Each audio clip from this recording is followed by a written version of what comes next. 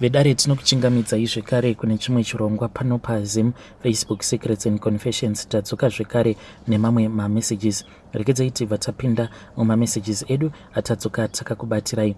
Message yedu yekutanga yakamira sekudai so: hanzi makadi zvenyu mukoma, ndinokumbirawo kuti munge muchindiposterawo NyayaYanguwo makaviga chitupa changu, so inini ndakakonectwawo nesoulmate yangu through my other friend uyo ainge ari kuBotswana. Ndokubva ndazosangana nomumwe murume wekuKenya through Facebook, but now I am suffering. Pari zvino hangu ndiri kurarama ndiri kuno kuUK, but I think kuti very soon I am going to die because ndine breast cancer, and I know kuti zvinhu izvo zvakaitika patainge tiri kuVictoria Falls nayo mbinga iyi yekuKenya ndo zvakazokonzeresa kuti ndinge ndichizoita breast cancer. So ndakati ndadata murume uyu through social media, ndikabva ndati at least ndawanawo munhu anokwanisa kuzondichengeta, because ndakapinda mufirst marriage nesecond marriage and haina kuita zvakanaka. Ndine vana 2 from different fathers. Ndainge ndaita give up nemarriage until one day pandakazoita follow this page rema couples and searching painge paine this other post.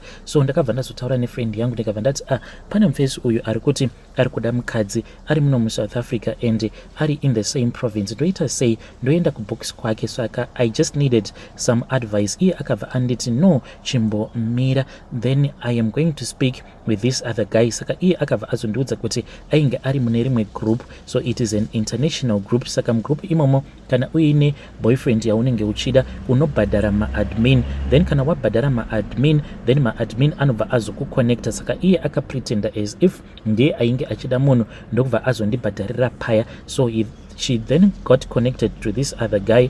The guy at that time akabva azomuudza kuti it was possible for him to come and see her in Botswana. Ndopa akabva azotaura chokwadi, akabva ati no, I have been looking for a guy for my best friend, but best friend yangu uyu ari kuSouth Africa. Fine. Iye akabva azoti painge pasina dambudziko. Ndakabva ndazopiwa manumbers aya nefriend yangu yekuBotswana, tikabva tazotanga kutaura, and the guy manje akabva azondiudza kuti ainge achida kuti ange achizoenda kuZim for a vacation kuVictoria Falls. Saka akabva azonditi are you free to come? Ndikabva ndati painge pasitomborina kana problem. Saka initially we were supposed kuti tinge tichizosangana straight kuVictoria Falls ikoko, but pane zvakazongoitika, then iye akabva azoti taifanira kuti tinge tichizosangana muBotswana. Ndakamhanya hama dzangu ndokubva ndagadzirisa passport yangu yainge iine departure, ndini uyo ndokubva ndazoenda kuBotswana tikabva tazonosangana. The guy mukoma akandiavoida because he was staying at this other hotel. Ndakabva ati ainge achida kuti zvinhu zvedu zvinge zvichizova ultra special, saka tainge tichazonoita bonde redu tiri kuVictoria Falls. Ndakatofara paya ndikabva ndatoti this guy anoratidza kuti ane moyo wakanaka and he knows what he wants in life. Zvadaro mukoma nashi ndo patakabva tazoflya from Botswana South Africa ndokubva tazoenda kuVictoria Falls. So ndakazoti ndava kuya ndakanyatsokunzwa kuti I have found munhu wangu. He spoiled me from there. Akati aisada kundisiya, so akabva azoti ainge achida kuti ange achizoenda neni kuKenya. Ndikabva ndati kuKenya kwese uko apa ndine vana. Ndikabva ndati no, hazviite. So he then dropped me off in South Africa, but panguva iyo patainge tichiri kuBotswana mukoma ndakaita sekunge munhu anorota, but zvinhu zvacho zvaita sekunge zvainge zvichitoitika in real life, because pandakamuka ndakatonzwa kutoti minyatso yemazamu angu yainge ichirwadza because ndakatorota ndichitoyamwiswa mupurwa. Even the moment patakasvika kuVic Falls tichinoenda kune imwe hotel, vhudzi rangu rakamira, ropa rangu rikabva ratanga kumhanya zvekuti I knew kuti there was something that was wrong. Usiku hwacho ihwohwo, the first night akaramba kuita bonde neni, akabva anditi he was stressed because of his business dealings that had gone wrong. Ndakabva ndangoti varume vane mari vanoratidza kuti vanonetsa, saka I have to get used to the guy. So pakunorara paya ndo pandakabva ndatanga kurota ndichiyamwisa mipurwa miviri. Umwe mupurwa wacho wairatidza kuti ndo wainge uri muhombe, then umwe wacho wairatidza kuti kainge kari kamwana. Saka on my left breast kwandainge ndichiyamwisa mupurwa wacho uya wainge wakaita muhombe mukoma, ndakamuka ndichita kunzwa kuti munyatso wangu wainge uchiita kupisa, uchiita kurwadza. Ndakati ndazvivheneka kudai ndikabva ndatoona kutoti painge paine twumukaka twainge tuchibuda, yet I was not pregnant and I was not even breastfeeding. Saka ndakangoti zvimwe kuda mashaviwo ekurombe ekumusha ekudzinza uko kwandinobva ainge achida kuti ndinge ndichimakisika pamberi pembinga. Saka ndakabva ndamuka paya ndokubva ndamhanya ndikabva ndaenda kubath. Ndakati ndasvika kubathroom ndokubva ndanozviwaipa iyewo mukoma ndakangoti tichinobuda mubath, he was already waiting for me. Saka ndakatofara ndikabva ndati panapa ndaita inonzi quick thinking, otherwise this guy maybe ainge achazotondiona minyatso yangu ichitobuda mukaka over atoti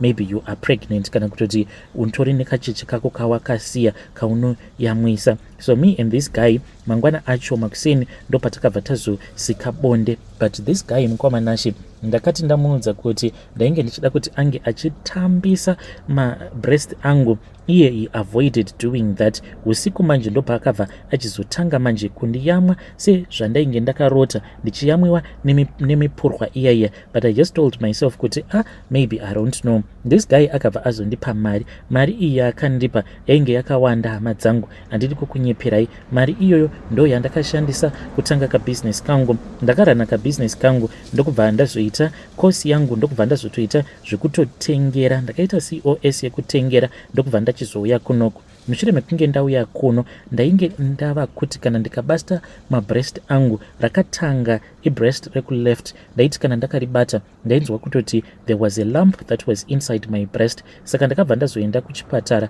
One night pandakamuka ndichinzwa imwe pain, the pain was just too much. Ndikabva ndati let me go to the hospital. Ndokubva ndazoenda kuchipatara kuya ndikabva ndazoudzwa kuti vainge vachazoita matest. Mukoma the first test they came out negative, even though doctor uyo akatondiona akatondiudza kutoti the lump iro rainge riri mubreast mangu it seemed as if it was cancer, but pamatest it did not come out as cancer, it was negative. Nekufamba kwenguva mukoma lampu riyariya rakabva razojamba richibva kuleft rikabva razoenda kuright.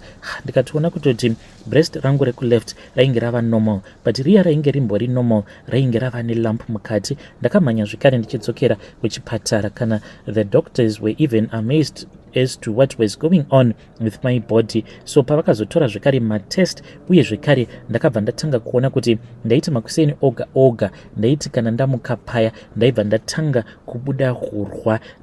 Vakazoti vaita matest ndopa vakabva vazoti ndainge ndiine breast cancer. So ndakabva ndazotanga kupiwa medication. Mukomanashi kana upenyu hwandinorarama upenyu hwekuti hunorwadza. Being on that cancer treatment, it is not a joke, it is very hard. And ndakabva ndazonzi ndainge ndichifanira kuti ndinge ndichizobviswa mabreast angu. So far mukomanashi ndakabviswa breast rangu rekuright, but dzimwe nguva mukoma ndinotonzwa a tingling sensation inside my breast, and I feel as if there is a lump that is growing again, which means that I am going to lose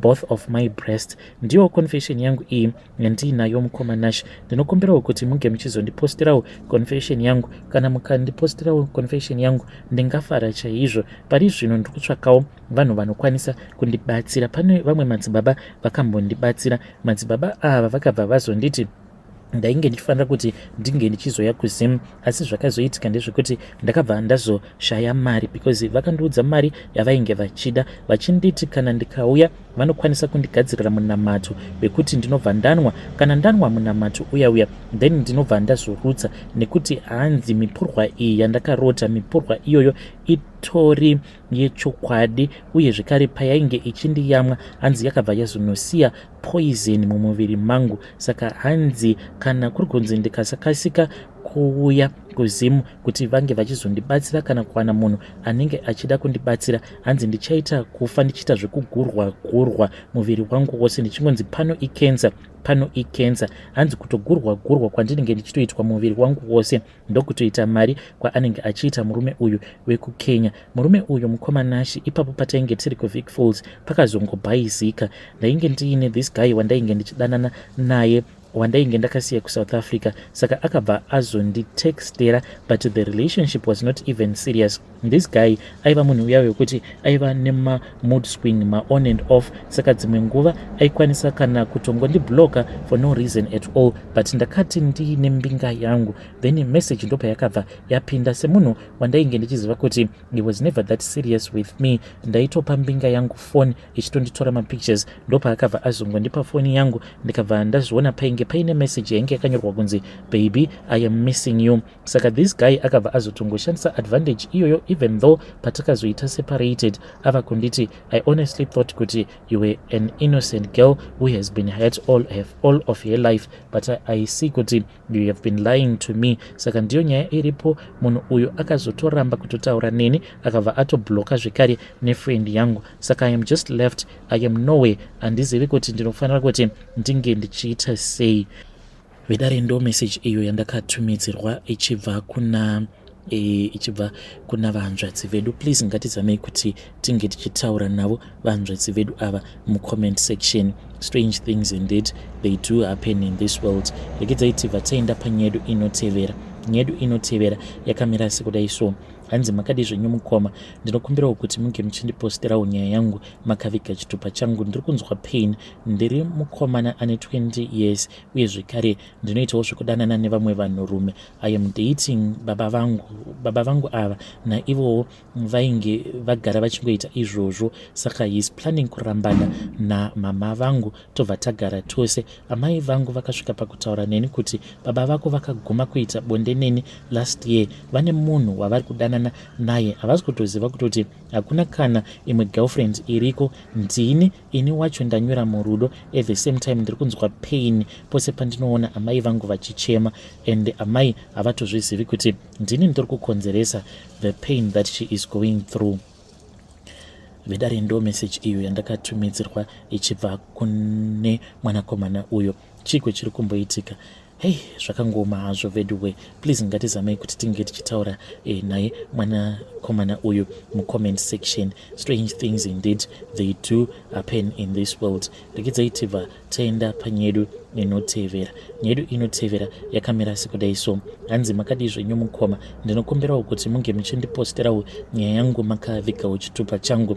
Inini hangu ndaneta nekuva single. Being single, it might seem as if it is something that is very easy. Ndinoti kana ndiri online paya, aiwa ndinoposta mapictures angu ndichinyaso kuluka, but ndinoti usiku paya kana ndakarara. Dzimwe nguva I feel really lonely, ndichizviudza kuti dai ndangokwanisawo kuwana munhu wandinenge ndichiti munhu wangu. Mukoma, so far I have come to the realization kuti munhu wako waunoti munhu wako uri wega, munhu iyeye anoti netsei. How about this mukoma? Ini hangu ndiri pano, ndafunga hangu kuti zviri nani kana ariko murume kunze uko anoti iye anozvigona zvevakadzi vaviri. Inini hangu I am willing kuti ndinge ndichiswa pachipare, because ndasvikawo pakuneta. Ndava kudawo kuti ndinge ndichiwanawo pangu pandinoti apa ndo pandinozororera. Ndine vana vangu vaviri, uye zvekare ndine makore 36 years ekuberekwa. Saka kana arikowo murume uyo anenge achidawo mukadzi wekuisa pachipare, ndiripo mukoma nashe. I am tired of being single and searching. Vedare ndo message iyo yandakatumidzirwa ichibva kuna vanzvadzi vedu. Please ngatizamei kuti tinge tichitaura navo vanzvadzi vedu ava mucomment section. Rekedzaiti vataenda panyedu inotevera. Nyedu inotevera yakamira sekudai. Hanzi makadi zvenyu mukoma, ndinokumbirawo kuti munge muchindiposterawo nyaya yangu makaviga chitupa changu. Inini ndakaromba mainge muri mugore ra2009, saka ndichinoromba kudaro mukoma pakashandiswa vana vadiki, so it is very sensitive zvinhu izvozvo pazvakaitika. Ndakaita zvekuenda kuchipinge, saka I cannot share with you the details kuti chii chakaitika ipapo pandakaromba. Saka ndakabva ndazonzi ndaifanira kuti ndinge ndichizosarudza mukomana nemusikana. Ndakabva ndazosarudza mwana wemukoma wangu. At that time ainge achitori mwana mudiki. Pari zvino mwana uyu atova nemakore 17 years. Saka mwana uyu iye ndakamusarudza kuti haafaniri kuti ange achizorora, uye zvekare ndakabva ndagadza mhepo yaye yechikwambo paari. Mwana uyu mukoma chinondirwadza paari ndechekuti anotoita sekunge iye izimke zvinhu zvake zvaanoita. Saka hanzi kweupenyu hwake hwose achazova munhu uya wekuti anenge achingoita sekunge asina kukwana. Ndo mutoro uyo wandakagadzika pamutumbi wake. Mari hangu ndinoita mukoma Nashe, mari chaiyo ndinoita, ende ndinozamawo kuti zvose izvo zvandinenge ndichiita mwana uyu ndinge ndichimurangarira. Ndinogara ndichingopa mukoma mari, but mwana uyu manje ndakanzi anditendedzwe kuti ange achizogarawo pamba pangu. Zvinofanira kuti zvinge zvichingogumirawo ipapo pakungomuchengeta ndichipa mukoma mari, but iye anotoita sekunge atongori zimkeya zvake.